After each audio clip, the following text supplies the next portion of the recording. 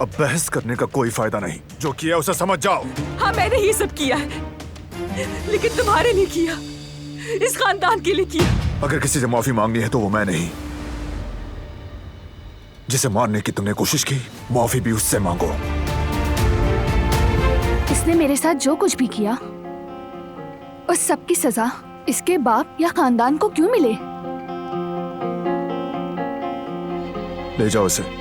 नहीं बारान, बारान प्लीज ऐसा मत करो। बारान, बारान प्लीज ऐसा मत करो। बारान छोड़ दो मुझे, मैं सब बर्बाद करके रख दूंगी, सब बर्बाद कर दूंगी।